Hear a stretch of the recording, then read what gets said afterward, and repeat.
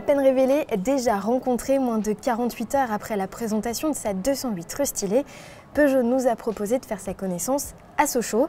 Et la citadine était exposée devant le musée de la marque pour le plus grand plaisir des participants au rassemblement des 40 ans de la 205 et qui ont donc pu la découvrir en avant-première.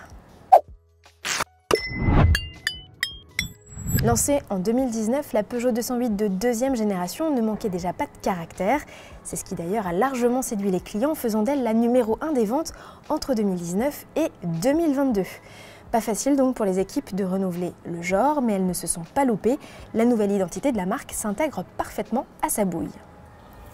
Ici, on note que comme sur le 2008, Peugeot a changé la typographie pour une police un peu plus stylisée. La calandre apparaît nettement plus grande, c'est surtout un effet d'optique avec ce prolongement de ce motif en tiret qui vient jusque dans le bouclier.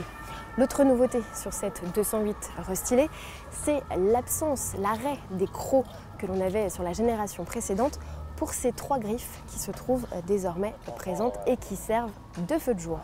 Enfin, la signature lumineuse des feux, comme sur le 2008, évoluera selon les finitions avec soit des optiques classiques ou des optiques à LED avec 3 foyers lumineux. À l'arrière, le volet de coffre perd son logo en forme de lion. Il est remplacé par l'inscription Peugeot qui utilise la nouvelle typographie. Les feux ne changent pas de forme mais intègrent une nouvelle signature avec 3 lignes lumineuses horizontales et superposées. Un dessin qui accentue l'effet de largeur du véhicule alors que ses dimensions sont inchangées. La 208 ici présentée est 100% électrique, outre la version de 136 chevaux déjà proposée sur la phase 1 et qui dispose de 360 km d'autonomie. Peugeot ajoute une motorisation de 156 chevaux produite par Nidec. Elle fait équipe avec une batterie de 51 kWh, de quoi permettre à la citadine de parcourir jusqu'à 400 km selon le cycle NEDC. De série, la citadine électrique embarque un chargeur de 7,4 kWh, 11 kWh en option. Peugeot annonce un temps de recharge de 20 à 80%, environ 30 minutes sur une borne de recharge rapide et plus de 11 heures sur une prise classique renforcée. Mais la vraie nouveauté sur cette 208, c'est l'arrivée de motorisations micro-hybrides 48 volts de 100 et 136 chevaux. Elles associent aussi le moteur 1 litre de PureTech à chaîne désormais avec la boîte IDSC6 produite par Punch Powertrain et qui embarque un petit moteur électrique. Ainsi équipées, ces versions permettraient de réduire la consommation d'environ 15%. La 208 sera également disponible avec des moteurs essence, PureTech 75 et 100 chevaux. En revanche, pour le diesel, c'est complètement terminé.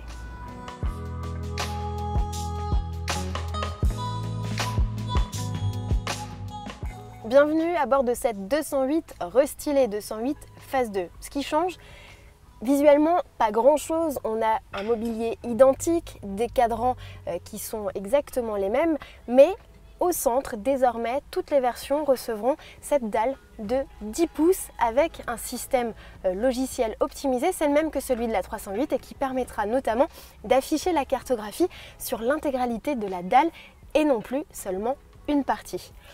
Le volant est identique, ce qui change, c'est l'arrivée de ce fameux nouveau blason au centre. On a ici des choses qui ont été légèrement épurées par Peugeot au niveau notamment de la réglette au-dessus des touches piano. Il y a un petit peu moins de pictogrammes histoire d'alléger visuellement l'ensemble. On a désormais davantage de prises USB-C qui viennent se greffer et particulièrement sur cette version haut de gamme GT. Et puis derrière le petit cache, le chargeur à induction toujours présent sur les versions les plus haut de gamme et qui se révèle 3 fois plus puissant que par le passé. Enfin, on note l'arrivée de nouvelles ambiances avec de l'Alcantara, des surpiqûres d'une couleur jaune assez sympathique. Et puis on remarque aussi que les inserts au niveau de la planche de bord sont en effet carbone. Et visuellement, c'est très sympathique, ça donne vraiment à la fois de la sportivité mais aussi un sentiment de qualité, donc c'est plutôt bien joué. Pour ce qui est de la boîte de vitesse, certaines versions seront pourvues d'une boîte manuelle que Peugeot annonce avoir redessinée, mais il faut les croire sur parole puisque nous n'avons pas vu. On a toujours affaire ici à une version boîte automatique avec un sélecteur à fleurs, donc ça n'a pas changé. À l'arrière, pas de changement, toujours la même habitabilité puisque les cotes, on vous l'a dit, sont les mêmes. On a juste désormais pour les passagers, une prise USB-C en plus d'une prise USB-A, mais cette association sera seulement proposée sur la version la plus chic, la finition GT. Enfin, le volume de coffre, il est inchangé avec une capacité de 309 litres sous tablette. La Peugeot 208 restylée sera déclinée avec 3 niveaux de finition, soit moitié moins que par le passé. Un niveau active, une version intermédiaire allure et un haut de gamme GT, notamment reconnaissable à ses passages de roues noir laqué. L'équipement, lui, comprend la climatisation d'office. La version intermédiaire aura le droit à 7 calandres avec ses tirets couleur carrosserie. Quant au haut de gamme, il profitera notamment de jantes 17 pouces et d'une caméra de recul. Les prix ne sont pas encore connus, Peugeot devrait les communiquer aux alentours du mois de septembre, mais on peut d'ores et déjà vous dire que le ticket d'entrée devrait se situer un tout petit peu en dessous des 22 000 € pour le PureTech 75 chevaux. Il faudra compter entre 36 et 42 000 € pour les versions 100% électriques et notamment la nouvelle version de 156 chevaux. La Peugeot 208 restylée sera assemblée à Saragosse, en Espagne, et elle rejoindra les concessions en France au mois de novembre. On espère que cette vidéo de présentation vous a plu. On vous invite à vous abonner à notre chaîne YouTube et bien sûr à liker cette vidéo, ça fait toujours plaisir. Laissez vos commentaires et on se retrouve très bientôt de nouveau sur l'Argus Auto pour de nouvelles vidéos. Salut!